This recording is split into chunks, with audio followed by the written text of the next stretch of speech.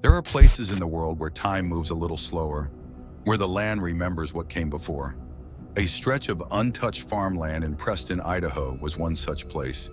Here, generations had carved their lives from the soil, raising cattle, harvesting fields, and keeping to themselves.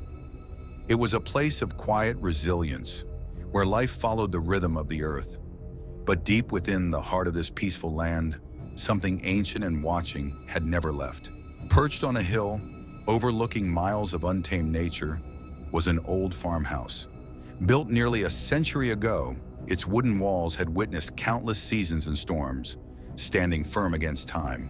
But just beyond its doorstep, past the well-worn dirt road, lay something far older, the creek bottoms, a maze of gnarled willow thickets, whispering secrets to the wind.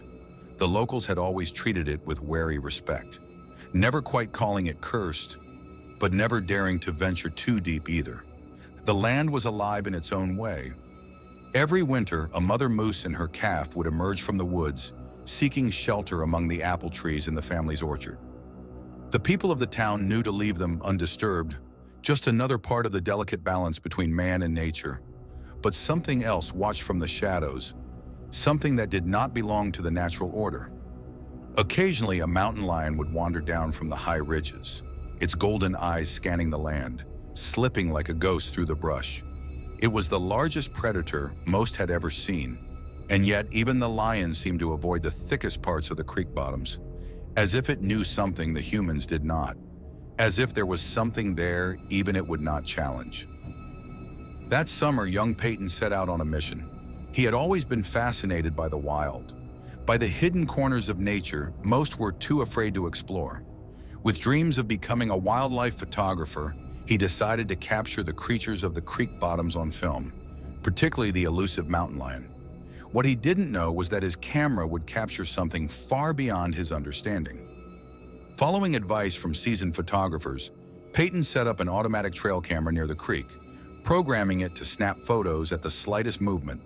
But he needed bait, so he placed hidden speakers in the undergrowth, small, unassuming things yet capable of mimicking the agonized screams of a dying rabbit.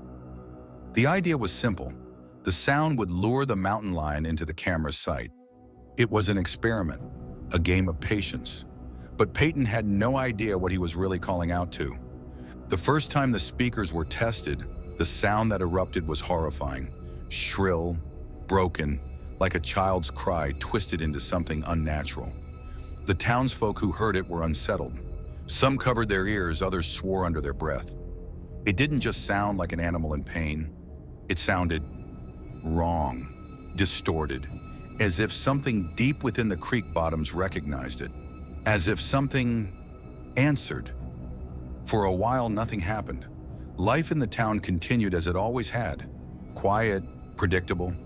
But things were about to change, because something had heard the calls from the speaker, and now it was listening. It began with the livestock. One morning, a farmer found one of his sheep lying in the field, torn open in a way no predator should have been able to do. The wounds were strange, too clean, too precise, and worst of all, there were no tracks leading to or from the body. Then came the pets. A dog that had guarded its home for years was found at the edge of the creek, its body twisted, its fur bristling as if it had died mid-snarl. Whatever had taken the sheep had grown bolder. It was getting closer. Peyton retrieved the camera a week later, and what he found made his blood run cold. The images started normal, branches shifting in the wind, a deer passing by. Then something else appeared, a shape that moved strangely, as if it didn't quite belong in this world.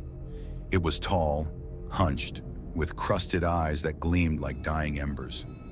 And when it turned towards the camera, it grinned.